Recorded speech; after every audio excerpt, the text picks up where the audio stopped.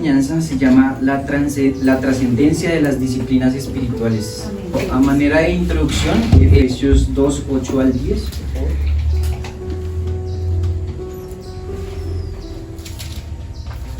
Bueno, ahí podemos decir cosas ya importantes, y es que nosotros somos salvos por gracia, ¿sí? Amén. Por gracia.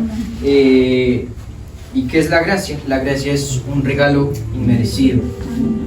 La gracia nos la dio Jesucristo por medio de su cruz, y por medio de Él, por medio de creer y confesar que Jesús es el Señor, somos salvos, ¿cierto? Amén. Pero ahí nos dice que no somos salvos por obras, ¿sí? Nosotros no nos salvamos porque vayamos a la iglesia, nosotros no nos salvamos porque demos un pan a un necesitado. Nosotros no somos salvos por eso, pero vamos a leer Efesios 4, 11. Es un pasaje muy conocido y se ha venido estudiando aquí. Yo lo leo.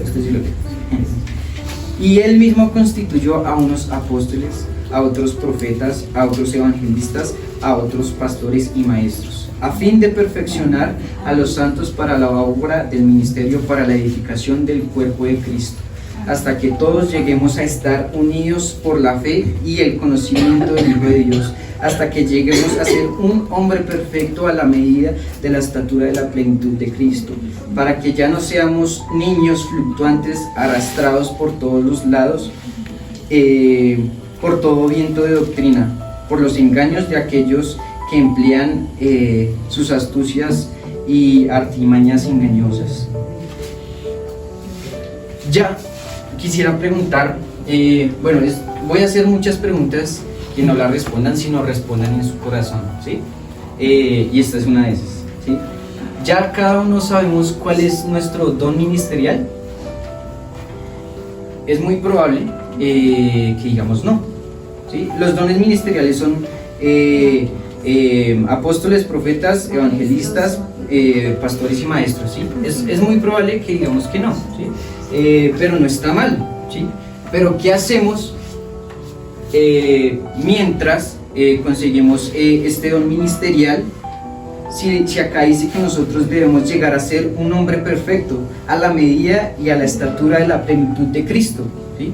Por algo debemos empezar, por algo debemos empezar a construir. Dios dice que debemos edificarnos. Dios dice, de hecho vayamos a Hebreos 2, 1 al 3. Dice, por tanto, es necesario que con más diligencia atendamos a las cosas que hemos oído, no sea que nos deslicemos. Porque si la palabra dicha por medio de los ángeles fue firme, y toda transgresión y desobediencia recibió justas retribución. Dice, ¿cómo escaparemos nosotros si descuidamos la salvación tan grande, la cual, habiendo sido anunciada primeramente por el Señor, nos fue confirmada por los que oyeron? ¿Listo? Entonces aquí hay una pregunta muy importante, y es: ¿cómo escaparemos si descuidamos de una salvación tan grande? La salvación se nos fue dada. Ahora, antes de seguir, ¿sí?, quisiera preguntar si todos somos salvos. Esta sí quiero que la respondan, y respondan, digan, yo soy salvo. Si no, pues para eso estamos aquí, ¿sí? Para ser salvo hay que confesar su nombre, ¿amén? ¿Sí? Confesar que Jesucristo es el Señor, ¿amén?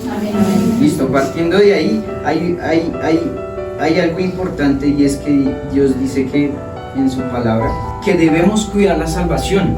¿Y cómo se cuida una salvación tan grande? ¿Cómo hacemos cuidado de esto?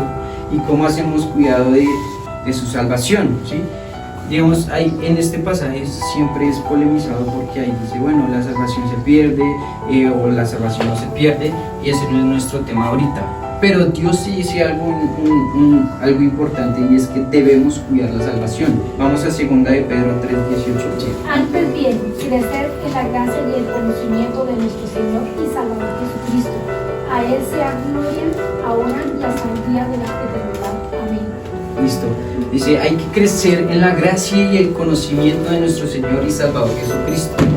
Muchas veces suele pasar que bueno, va y se evangeliza, y uno dice, bueno, ya evangelicé y me fui, pero esa persona quedó ahí, ¿Sí? ¿Qué pasó con esa persona? ¿Qué pasó con su crecimiento? ¿Será que sí recibió la salvación? ¿Será que no?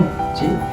Entonces, después de la salvación y antes de recibir los dones ministeriales hay como un tiempo en el que nosotros debemos ser procesados, debemos ser ministrados, debemos ser disciplinados, y ahí es donde sale el título de esta enseñanza.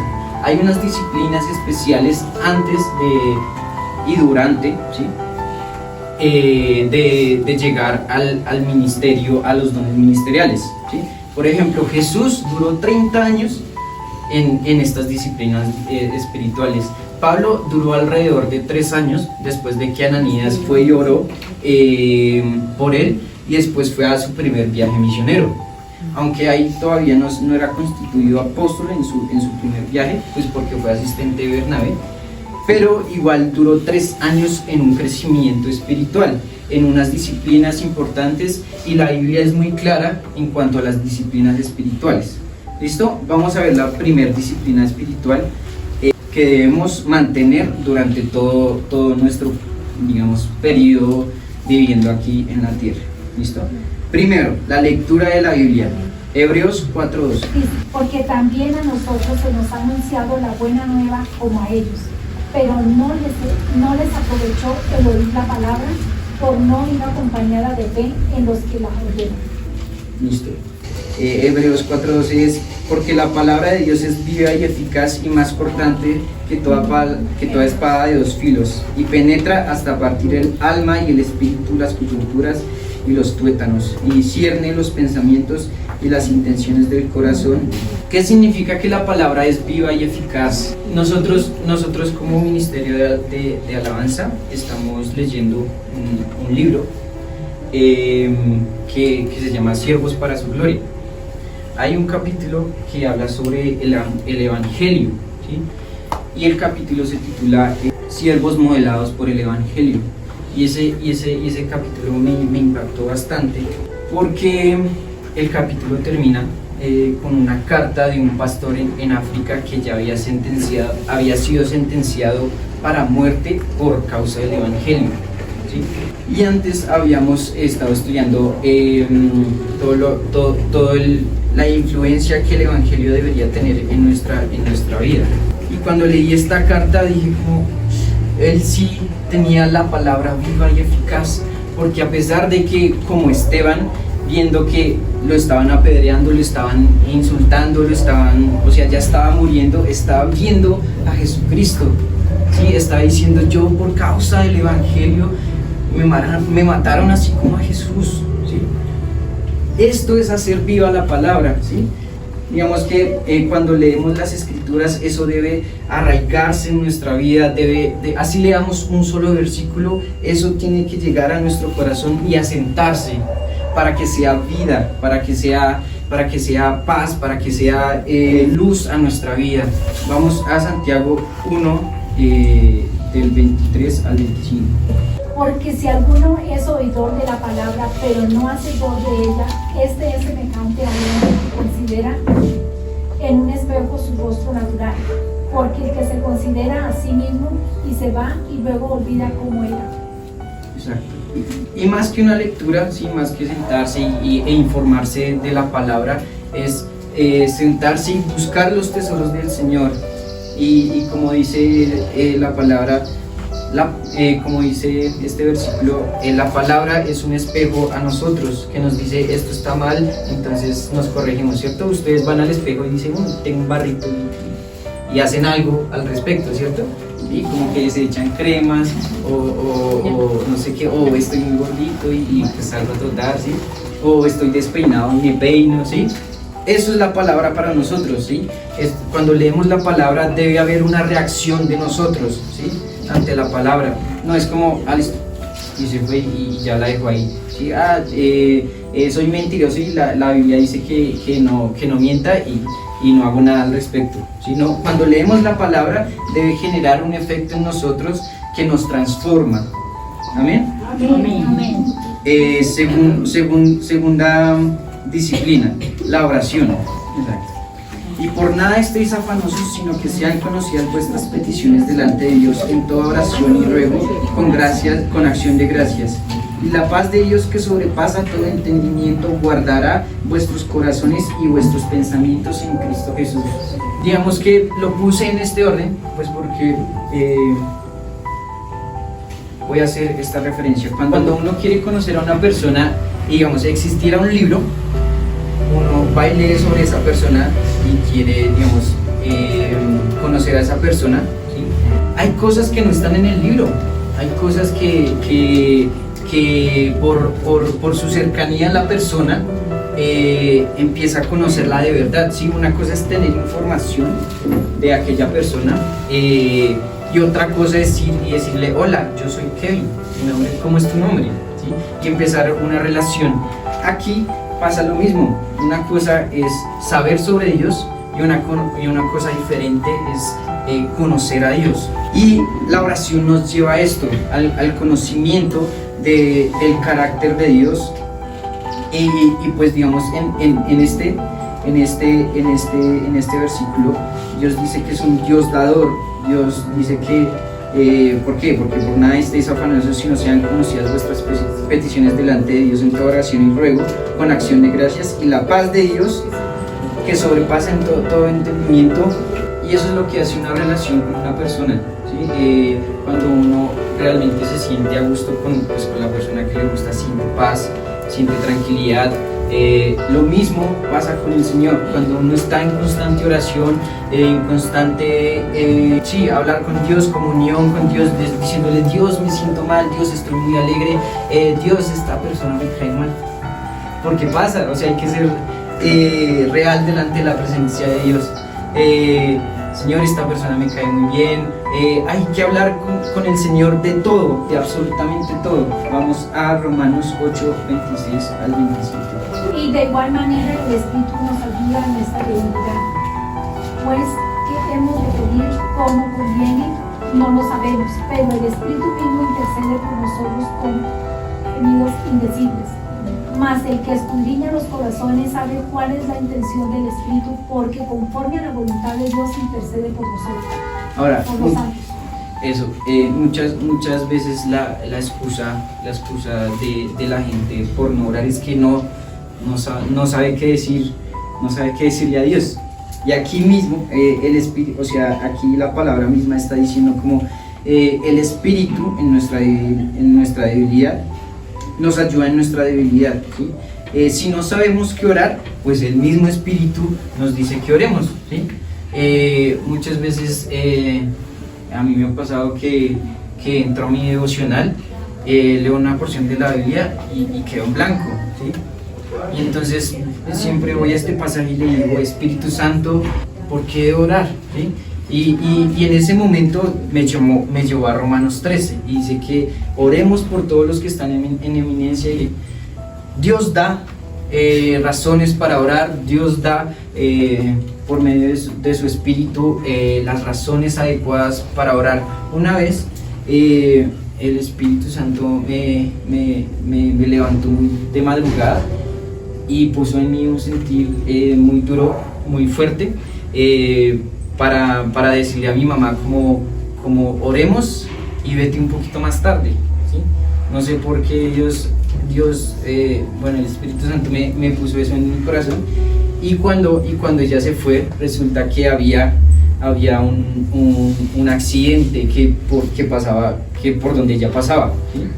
Entonces el Espíritu da por qué orar, el Espíritu enseña que digamos, ¿sí? Él pone el sentir y si somos guiados, si estamos en oración, Él nos guardará de absolutamente... Amén. Amén. Nos guardará.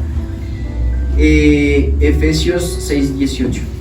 Dice la palabra de Dios: orando en todo tiempo con toda oración y súplica en el Espíritu, y velando en ello con toda perseverancia y súplica por todos los santos.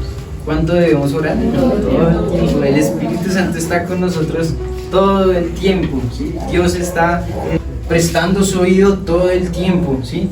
Él mismo dice vamos a Mateo 7, del 7 al 8.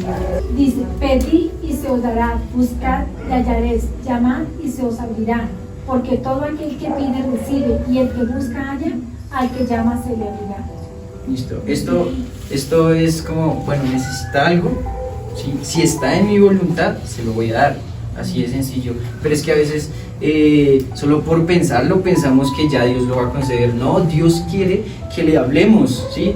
Dios no es como un ente ajeno que está por allá arriba. No, Él es un Dios personal que está con nosotros y está a la espera de que nosotros le digamos, Señor, no tengo para mañana el pasaje, ¿qué hago?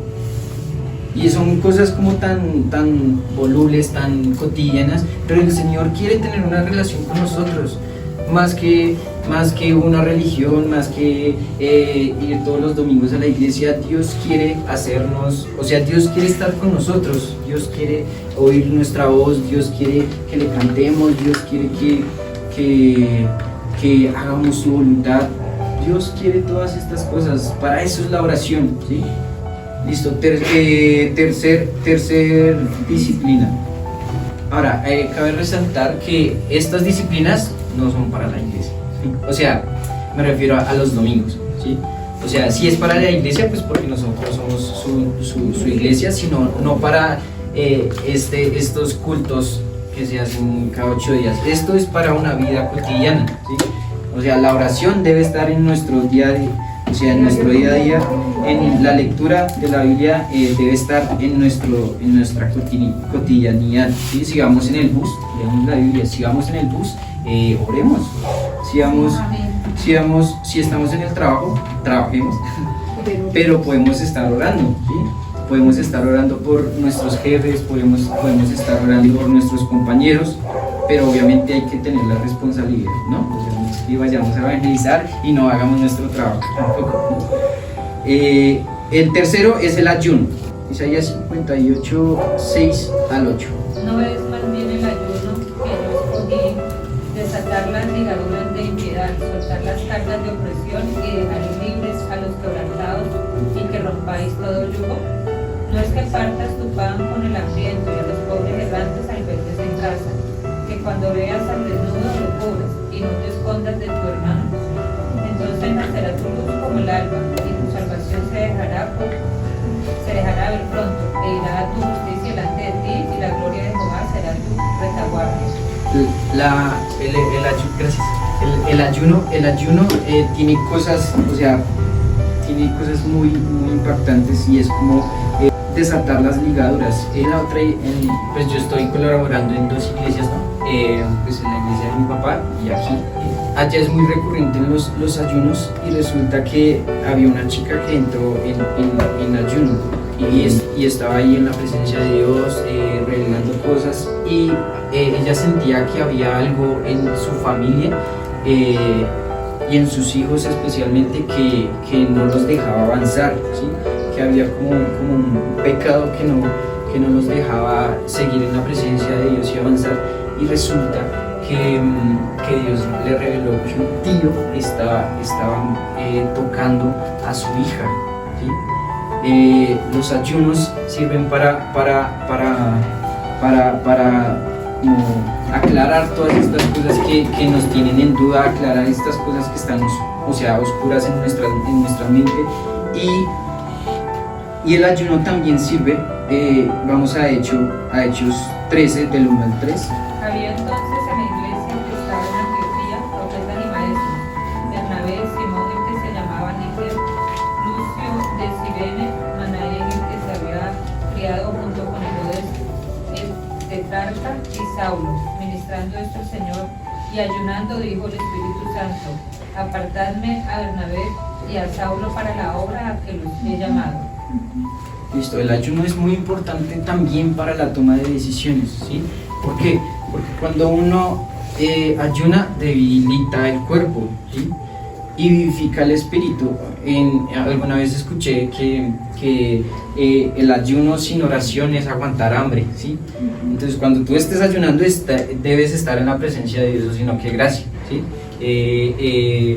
así sean, no sé, 14 días, tú debes estar en constante relación con Dios. No es como por hacerlo y ya, sino el ayuno tiene trascendencias importantes porque nos ayudan a tomar decisiones, y esta decisión en específico es el primer viaje de Saulo, ¿sí? De Pablo. Y si vemos todo lo que hizo Pablo, ¿sí? Si no hubiera ayunado, no hubiera tenido ese ministerio tan enorme que es clasificado el mejor evangelista del Nuevo Testamento, ¿sí? El ayuno es muy importante también para tomar decisiones. Si tú tienes dudas para tomar decisiones, ayuna. Y para que no sea tu opinión, sino netamente la opinión del Espíritu Santo. Netamente el Espíritu Santo ahí se mostró, ¿sí? Habiendo ayunado, el Espíritu dijo: apártenme a Saulo y a Bernabé, ¿sí? Y es muy claro el Espíritu Santo cuando uno ayuna, cuando deja la opinión de uno al lado, cuando se debilita nuestra carne y se vivifica nuestro espíritu. ¿Amén? Amén. Cuarta disciplina, el congregarse. Vamos a Hebreos 10:23 al 25. Dice: mantengamos firme sin fluctuar la profesión de nuestra esperanza, porque fiel es el que prometió. Y considerémonos unos a otros para estimularnos al amor y a las buenas obras, no dejando de congregarnos como algunos tienen por costumbre, sino exhortándonos, y tanto más cuando veis que aquel día se acerca. Esto es muy recurrente que en la iglesia, esta persona no vino, está bien no venir un domingo, está venir, sí, o sea, porque hay calamidades y obviamente uno entiende, pero Santiago mismo dice que si dependemos de lo que sentimos, no vendríamos a la iglesia. Muchas veces, lo digo por experiencia, ¿sí? Me levanto en la cama y digo: uy, no quiero ir a la iglesia, ¿sí? Y es real, o sea, hay que decirlo, pues, porque me da una pereza, y es real, o sea, no es como que, pasa, ¿sí? Hay días que uno dice como: bueno, pues hoy quiero ir a la iglesia, pero hay días que no, ¿sí? Y Dios nos manda a que seamos firmes, ¿sí? Dice: mantengámonos firmes sin fluctuar. El congregarse es muy importante, primero pues porque conocemos a más creyentes y nos motivamos, ¿no? El congregarse yo a veces lo asimilo como una hoguera, ¿sí?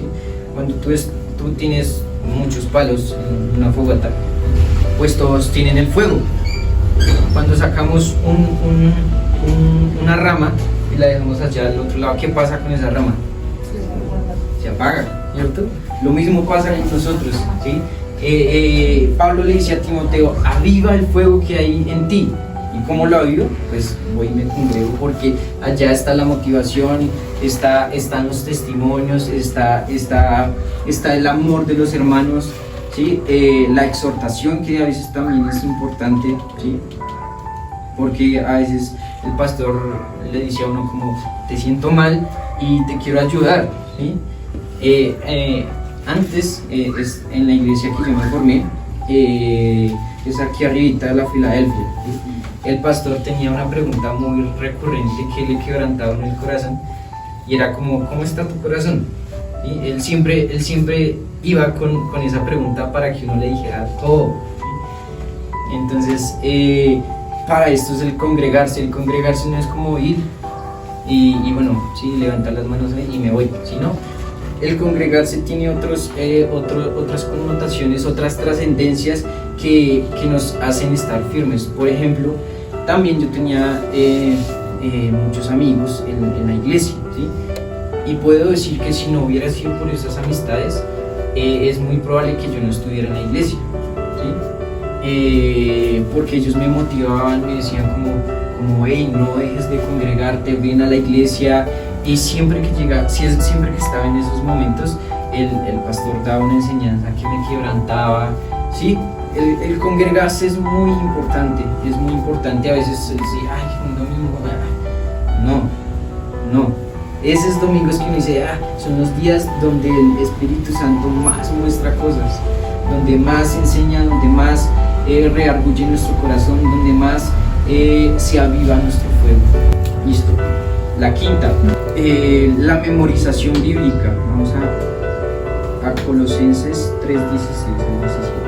La palabra de Cristo mora en abundancia en vosotros, enseñándoos y exhortándoos unos a otros en toda sabiduría, cantando con gracia en nuestros corazones al Señor con salmos y himnos y cánticos espirituales. Y todo lo que hacéis, sea de palabra o de hecho, hacedlo todo en el nombre del Señor Jesús, dando gracias a Dios Padre por medio de él. Cuando Jesús terminó su ayuno, ese ayuno que comenzó su ministerio, inmediatamente él terminó y fue tentado por el demonio, ¿no? Y cada vez que le decía cada vez que lo tentaba, y lo tentaba por medio de la palabra, y él le decía, no solo de pan viviré. Sí, tú que tienes hambre, convierte este pan, esta piedra en pan. Sí, y Jesús, el mismo Jesús dijo, contestó con la palabra. ¿Sí? La palabra nos invita, de hecho en Josué 1:8, que dice, nunca se apartará de tu boca este libro de la ley, sino que de día y de noche meditarás en él, para que guardes y hagas conforme a todo lo que en él está escrito. Porque entonces harás prosperar tu camino, y todo lo que hagas te saldrá bien. ¿Listo? Mis discípulos son niños, ¿sí? Y los niños siempre tienen, o sea, por eso Dios dice como seamos, tengamos el corazón de los niños, porque ellos confían plenamente, y cuando se trata de la palabra confían el doble. Y nosotros tenemos unas citas de discipulado donde yo no los dejo seguir si no se aprenden el versículo, y cuando ellos comienzan a recitar estos versículos, se afirman en el Señor, creen más en el Señor. Dice que el Señor no nos dará una tentación más de la que podamos resistir, sino que dará juntamente con la tentación la solución para que podamos resistir. Esta solución no es como una revelación ahí de momento, sino es la palabra misma, ¿sí? Si tú no tienes versículos para contrarrestar al enemigo, vas a caer. Si tú no tienes versículos arraigados en tu corazón, en tu boca, en tu mente, el enemigo llega y te lleva. Así de sencillo. Porque la palabra no está en ti. La palabra está como bueno, sí, yo leí la Biblia, pero ya. ¿Sí? Si tú no te memorizas versículos, el enemigo va a venir y hacer lo que quiera contigo. Vamos a la sexta, a la sexta disciplina, y es la alabanza. Voy a hacer un spoiler, y la séptima es la adoración. ¿Alguien sabe cuál es la diferencia? Eso siempre que predico pregunto esto, ¿cuál es la diferencia entre alabanza y adoración? ¿Listo? Alabanza es adular, es reconocimiento, ¿sí? Entonces, por ejemplo, hacer cumplidos. Eso es alabanza, ¿sí? Se puede alabar a las personas, ¿sí? Pero no se puede adorar a las personas, ¿sí? Vamos a Efesios 5, del 15 al 20. Mirad pues con diligencia como andéis, no como necios, sino como sabios, aprovechando bien el tiempo, porque los días son malos. Por tanto, no seáis insensatos, sino entendidos de cuál sea la voluntad del Señor. No os embriaguéis con vino, en lo cual hay disolución, antes bien sed llenos del Espíritu, hablando entre vosotros con salmos, con himnos y cánticos espirituales, cantando y alabando al Señor en nuestros corazones, dando siempre gracia por todo al Dios y Padre, en el nombre de nuestro Señor Jesucristo. ¿Listo? Entonces les dicen como, o sea, Pablo dice a la iglesia de Jesús, como no pierdan el tiempo, ¿sí? Alaben, no pierdan el tiempo, canten al Señor, no pierdan el tiempo, alaben al Señor, porque en eso dice, si tú eres una persona, un cristiano diligente, ¿qué vas a hacer? Alabar, ¿sí? Vas a reconocer. ¿Y cómo hacemos primero para alabar a una persona? Pues tenemos que conocerla. Por ejemplo, ¿sí? Esta persona es un buen músico, pues para haber conocido, para saber que es un buen músico, tuve que conocerla primero, ¿sí? Entonces, o sea, por eso están en ese orden, pues porque primero tú tienes que conocer al Señor y después sí tienes que alabar esos atributos que Él tiene, ¿sí? Por ejemplo, eres el Dios, eres un Dios soberano, ¿sí? Eres un Dios de amor, eres un Dios de justicia, eres un Dios de paz, Elohim, Yahvé, Rafa, ¿sí? Todos estos atributos los podemos dar en alabanza, ¿sí? Podemos alabar a Dios por medio de todo este conocimiento de su carácter. Listo, siguiente, ahora sí el séptimo es la adoración. Vamos a Juan 4:21. Listo, y dice, Jesús le dijo, mujer, créeme que la hora viene cuando ni en este monte ni en Jerusalén adoraréis al Padre. Vosotros adoráis lo que no sabemos, porque la salvación viene de los judíos, mas la hora viene y ahora es cuando los verdaderos adoradores adorarán al Padre en espíritu y en verdad, porque también el Padre tales adoradores busca que le den. Porque la adoración es una disciplina. Siempre el hombre está buscando qué adorar. Por ejemplo, el dinero, por ejemplo, el trabajo. A veces no son conscientes las personas de que adoran a estas cosas, pero siempre el ser humano está en constante búsqueda de adorar, adorar al dinero, al trabajo, inclusive a la familia. Es muy recurrente que las mamás adoren a sus hijos. Los adictos están adorando la droga, los adictos al alcohol, pues al alcohol, ¿sí? El humano necesariamente, Pascal menciona, y es una referencia que menciona en los cristianos, es que dice él que el humano tiene un vacío en forma de Dios que solo Dios puede llenar, pero ese vacío se ha tratado de llenar con todas las adicciones, ¿sí? Adicción al trabajo, adicción a la televisión, al celular, adicción, sí, adoración hacia Satanás. Entonces, Dios nos manda que lo adoremos a Él, ¿sí? Dios está buscando que le adoremos. Dios está diciendo, hey, adórame, te lo estoy mandando, es una disciplina. Vamos al 8, que es la evangelización. Vamos a Marcos 16, 15 al 18. Dice, y les dijo, id por todo el mundo y predicad el evangelio a toda criatura. El que creyere y fuere bautizado será salvo, mas el que no creyere será condenado. Y estas señales seguirán a los que creyeren, en mi nombre echarán fuera demonios, hablarán nuevas lenguas, quitarán serpientes, y si bebieren cosa mortífera, no les dañará. Sobre los enfermos pondrán sus manos y sanarán. Pues Jesús les dijo, id por todo el mundo, ¿listo? Dio una orden, dio una disciplina, vayan por todo el mundo y prediquen el evangelio, ¿sí?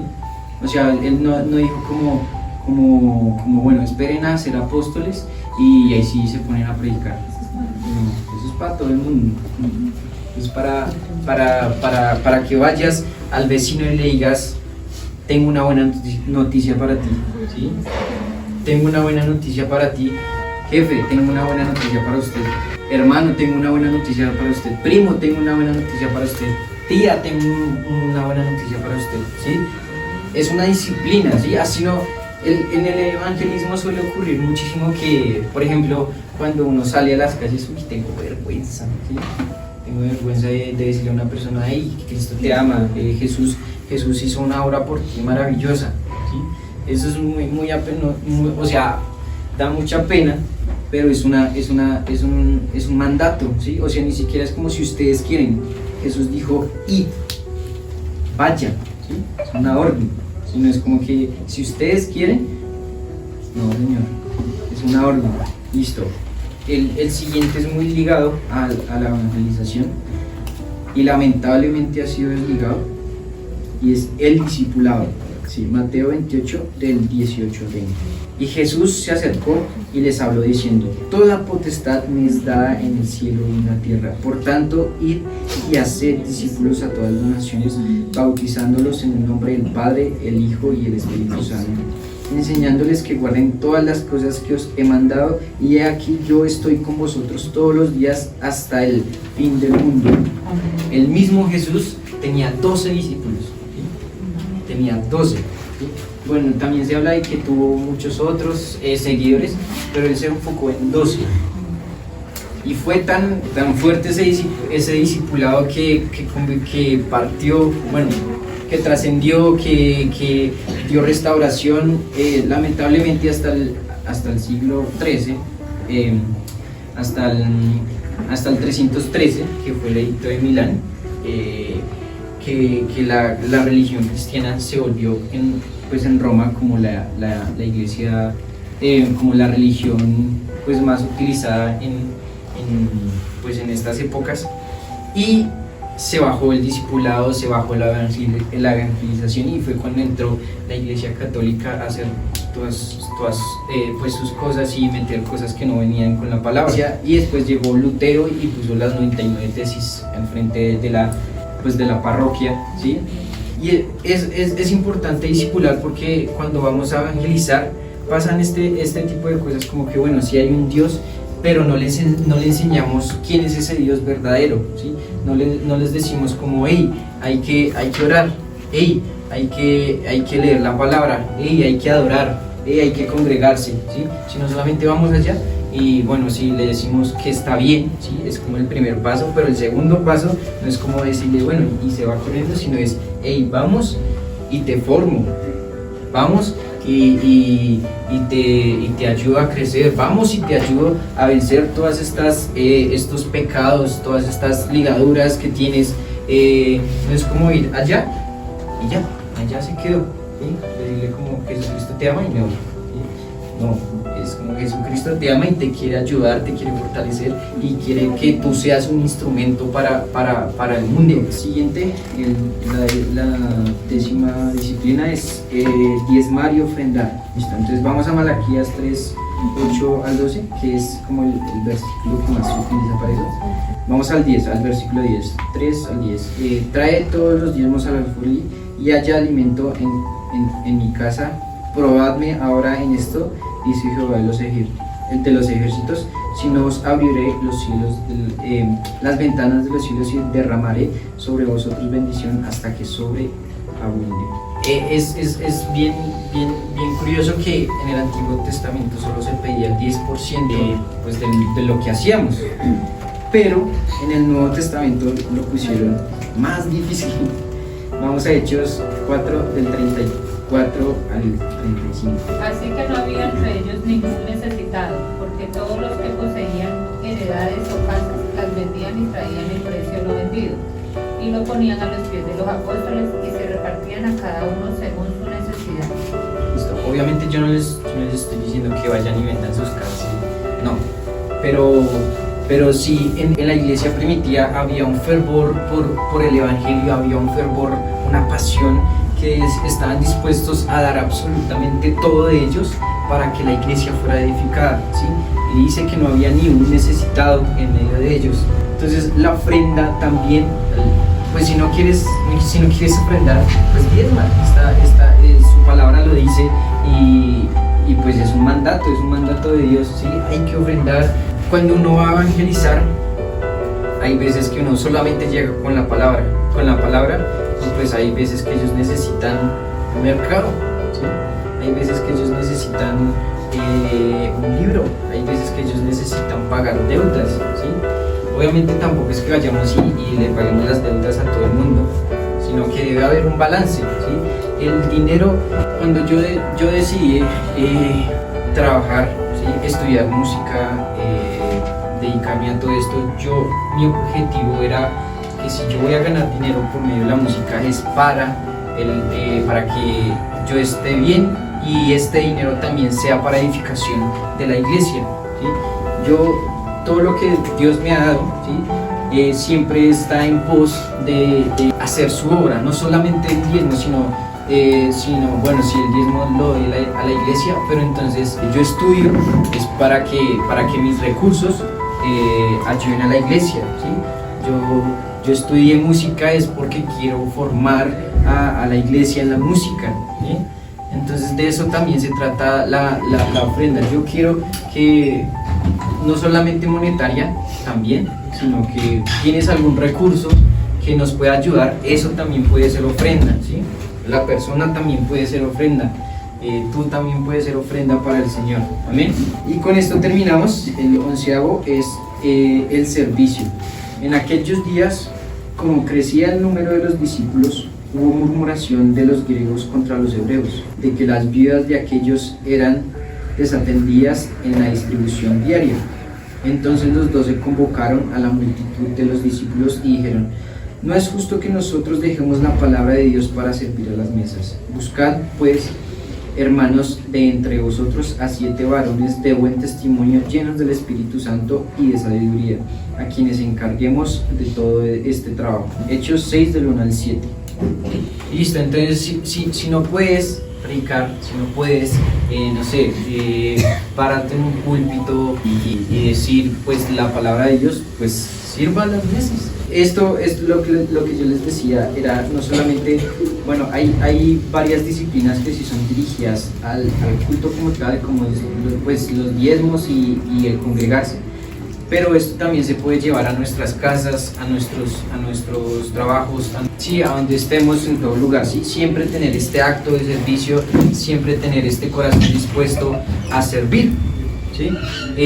Y no tenemos que esperar a recibir así que llegue la voz de Dios y nos diga como: hey, tú eres un apóstol. No, Dios en su palabra ya tiene cosas escritas que podemos hacer. Hay 11, hoy traje 11, pero hay muchas más. Dios también manda a amar. Es muy curioso eso porque ¿cómo así que el amor es un mandato? Ama a tu enemigo. Eso también es uno de esas disciplinas importantes que hay que tener pues en nuestro quehacer diario. ¿Listo? Entonces, por último, el servicio. Así como Jesús vino a servir y no a ser servido, o sea, si Jesús vino a servir, ¿cuánto más nosotros? ¿Sí? Nosotros debemos ser siervos del Señor, siervos para la iglesia, siervos para la gente necesitada, siervos para quienes lo necesitan. ¿Listo? Entonces, que la gente vea en nosotros también un apoyo. Obviamente tampoco que nos cojan, por así decirlo, bobitos y hagan lo que quieran con nosotros, no, sino si podemos ayudar a la gente, hagámoslo. Si podemos ayudar a nuestros padres, ayudémoslos. Bueno, hay muchos actos de servicio que dije que se pueden hacer cotidianamente, ¿listo?